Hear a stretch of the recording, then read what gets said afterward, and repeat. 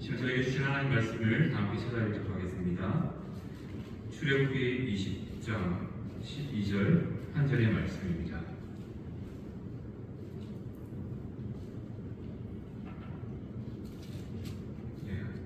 함께 읽겠습니다. 내 부모를 공경하라. 그리하면 내 하나님 여호와가 내게 주는 땅에서 내 생명이 되리라. 아멘. 역시 계속해서 저희는 10계명의 말씀을 살펴보고 있습니다. 오늘은 10계명의 5계명에 해당되는 말씀을 통해서 이 말씀의 의미를 되새김을 통하여서 우리 안에 하나님이 주시는 회복의 은혜가 있기를 간절히 소망해 봅니다. 이 시간 함께 살펴볼 5계명의 말씀이 이거죠. 아버지와 어머니를 공경하라. 유교적인 생각에서는 공경이 공선이 섬긴다라는 의미가 담겨 있습니다. 하지만 성경에 사용한 히브리어를 생각해보면 그 의미에는 조금 더 넓은 의미가 있습니다. 존경하고 복종하고 순종한다라는 의미가 공경이라는 이 단어 속에 담겨 있습니다. 그렇다면 우리가 부모를 공경하라고 했었는데 부모가 누구일까요? 성경을 통해 우리가 이 부모가 누구인지를 먼저 한번 생각해 봐야 될 것 같습니다. 왜냐하면 우리는 부모 생각하면 나의 자식들한테 나를 생각하기 쉽습니다. 하지만 성경에서 말하는 부모의 영역은 생각보다 넓습니다. 먼저 창세기 45장 8절을 보면 총리가 된 요셉이 이렇게 바로 왕에게 말합니다. 내가 바로의 아버지로 세움받았다. 이 일에 있어서 흉년과 풍년을 간장하는 그 일에 있어서 내가 이 애굽의 아버지로 세움받았다라는 고백을 합니다. 또 다른 장들을 보면 반대로 요셉이 바로를 아버지라고 부릅니다. 바로 이 본인에 따라서 내가 높아졌을 때는 내가 아버지의 자리로, 또 바로왕이 높을 때는 바로왕이 아버지의 자리로 가는 것을 볼 수 있습니다. 그래서 45장 8절은 윗사람을 일에 있어서 윗사람을 아버지라고 부릅니다. 그리고 열왕기하를 보면 우리가 잘 아는 엘리사, 그의 스승 엘리야를 아버지로 부릅니다. 제자가 스승을 아버지로 부르고요. 갈라디아서를 보면 바울이 갈라디아 교회 전체를 나의 자녀라고 부르면서 교회가 바울을 또 아버지라고 부르는 그런 모습도 등장합니다. 그리고 우리가 잘 알다시피 바울은 자신이 낳지는 않았지만 제자처럼 사랑하는, 후배처럼 사랑하는 디모데를 아들로 부릅니다. 그래서 5계명을 한번 정리해보면 이겁니다. 우리는 부모를 공경하라 생각하면 가족관계에서의 부모만 생각하기 쉽지만 5계명에서 말하는 이 부모에 해당되는 영역들은 바로 육체적인 부모뿐만 아니라 모든 관계에서 윗사람들을 의미한다는 사실을 또 생각해 볼 수 있습니다. 그래서 5계명은 부모를 공경하라라는 말씀이지만 그 영역이 넓어서 모든 관계, 우리의 인간관계에 적용되는 말씀이라고 말씀드릴 수 있습니다. 그렇다면 우리가 한번 생각해 봅시다. 우리는 왜 순종, 복종 그렇게 해야 됩니까? 로마서 13장을 보면 윗사람의 본인은 누구로부터요? 하나님으로부터 왔다라고 말씀하고 있습니다. 하나님께서 질서를 세우셨죠. 윗사람과 아랫사람을 통해서 질서를 세우실 때 윗사람에게 권위, 자격들을 주셨다는 것이죠. 바로 질서를 하나님이 친히 세우셨기에 우리는 부모, 자녀된 입장에서 부모를 윗사람으로 모시는 게 합당하고 마땅하고요. 또 우리의 삶에 나보다 선배된 사람들을 어른으로 모시는 것, 부모로 모시는 것이 합당하다는 것을 말씀하고 있습니다. 바로 부모에게 순종해야 될 이유는 그 권위를 주신 분이 하나님이시기 때문이죠. 유교에서는 이렇게 말합니다. 우리는 유교를 해야 되죠. 나를 낳아주시고 길러주셨기 때문에 부모에게 효를 다해야 된다, 공경해야 된다고 말합니다.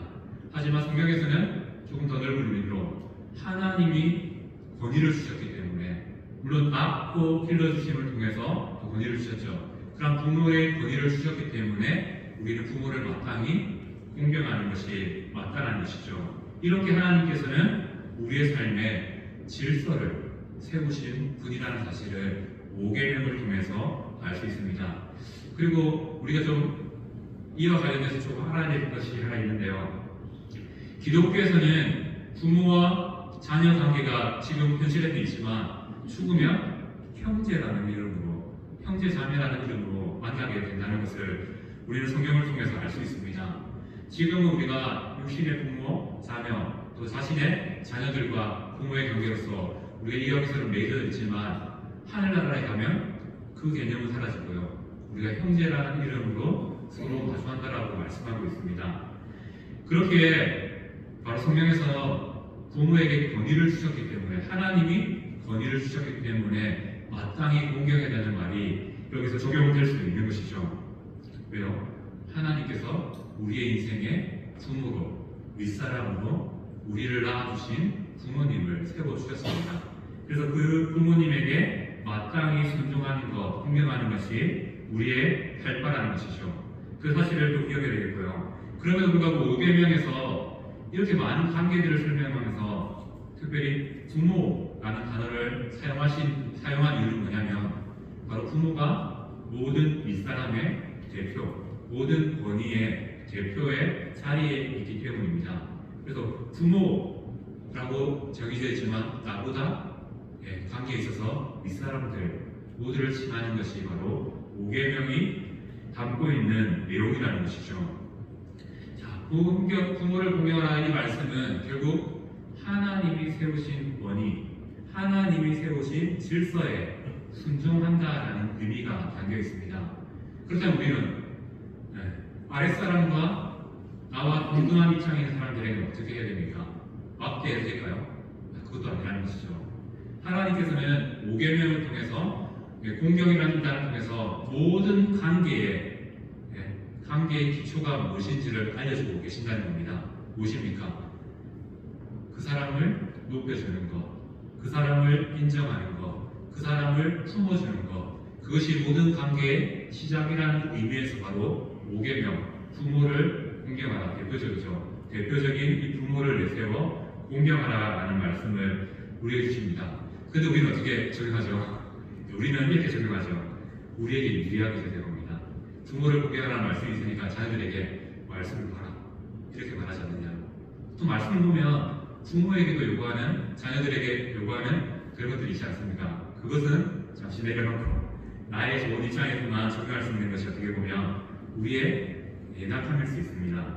하지만 5계명은 분명히 말씀드리지만 이 모든 관계에 있어서의 그러한 내용들을, 적용들을 갖고 있다는 사실을 기억했으면 좋겠습니다. 그래서 5계명은 아랫사람이 윗사람에게 해야 될 도리도 포함하고요. 그리고 윗사람이 아랫사람에게 해야 될 도리도 동시에 가르치는 것이, 모든 관계를 가르치는 것이 5계명이라는 겁니다.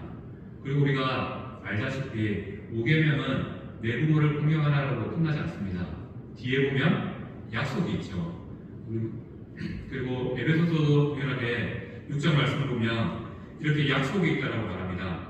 자녀들아 주 안에서 너희 부모에게 순종하라. 이것이 옳으니라. 내 아버지와 어머니를 공경하라. 이것이 약속이 있는 첫 계명이니 이로써 내가 잘되고 땅에서 장수하리라 말씀하고 있습니다. 이 부모를 공경하라는 이 말씀이 바로 모든 관계의 기초가 되고요.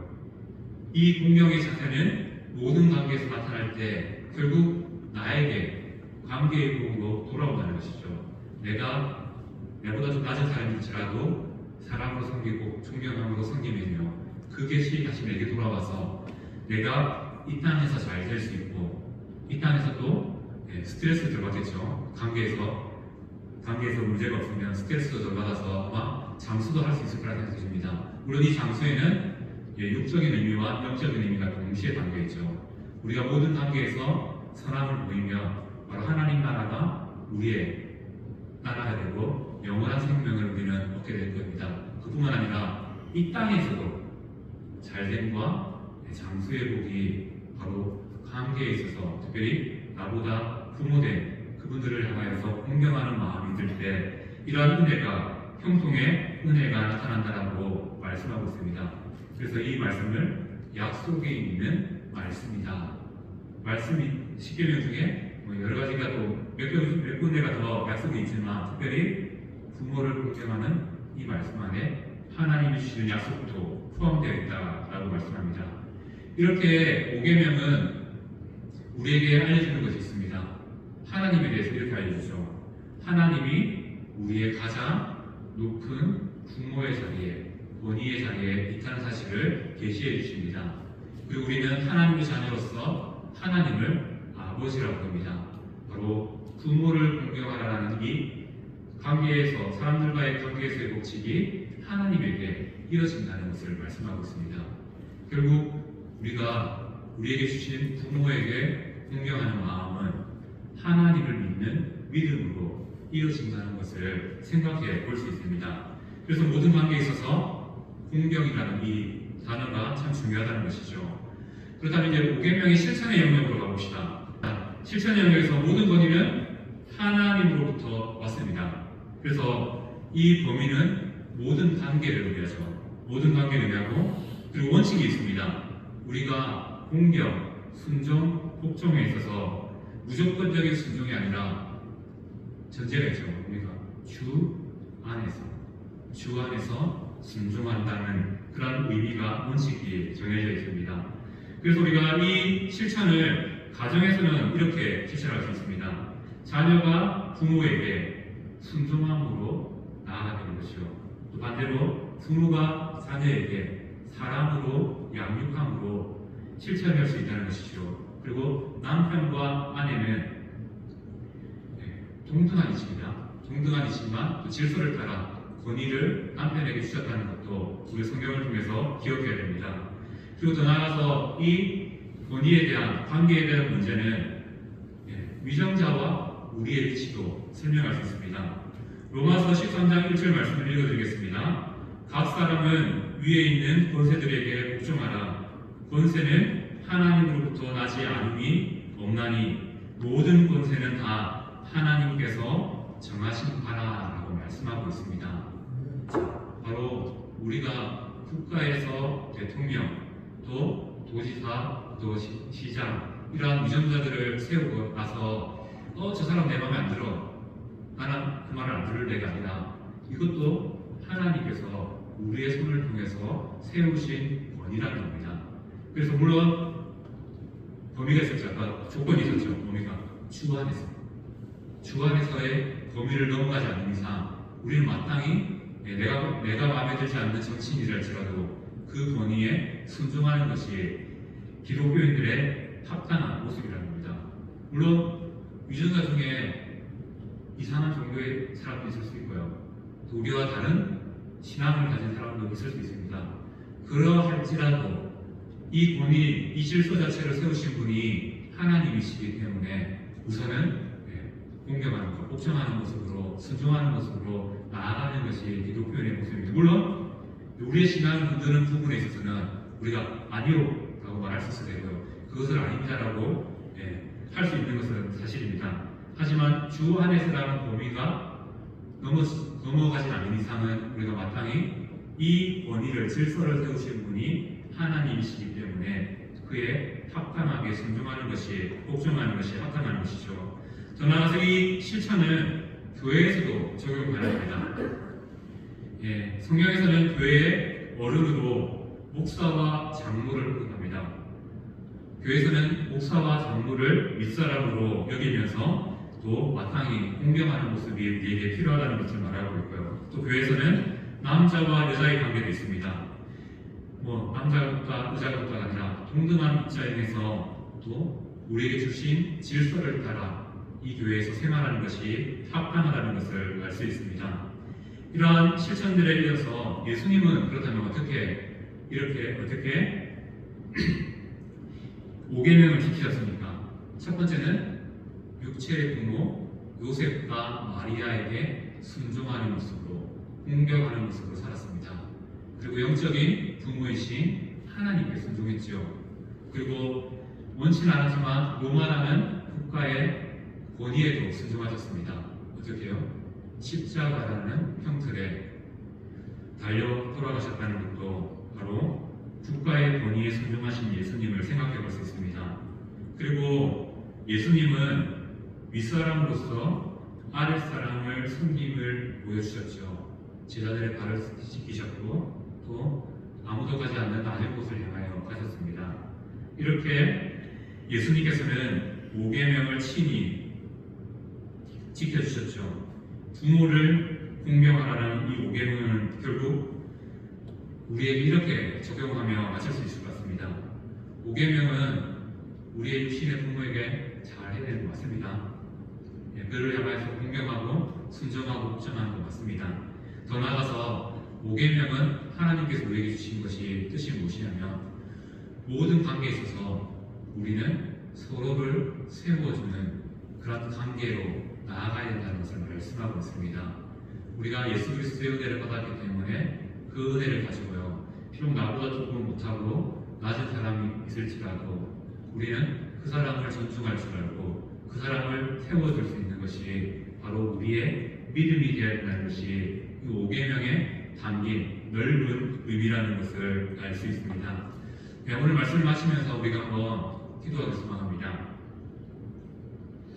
5계명은 결국 우리의 관계를 세워주시는 하나님의 질서에 대해서 말씀하고 있습니다. 자녀에게 부모를 공경하라는 것은 자녀와 부모의 관계에서 아버지 어머니의 권위를 높여주면서 또 마땅히 그 권위에 합당하게 자녀들을 사랑하는 말씀이 동시에 담겨 있습니다. 그리고 또 우리 모든 관계에 있어서 윗사람을 공경함을 통하여서 우리가 어떻게 살아야 될까요? 바로 우리의 삶은요, 내 옆에 있는 사람을 아무리 좀 낮은 사람이라도 보잘것없는 사람이라도 어린 사람이라 할지라도 세워줌을 통해서 살아가는 것이 바로 우리에게 주신 하나님의 지혜이고 질서라는 사실을 기억하시기 바랍니다. 그래서 우리가 이렇게 한번 기도했으면 좋겠습니다. 하나님, 내 삶이 부족하지만 나에게 허락하신 모든 관계에서 나는 자녀를 세워주고 또 높은 사람들은 또 인정해주고, 그래서 우리 모든 관계에 있는 사람들을 세워줄 수 있는 사람, 또 세워주는 믿음으로 행하는 사람이 될 수 있도록 도와달라고 오늘 말씀을 기억하면서 잠시 한번 기도하도록 하겠습니다. 기도하겠습니다.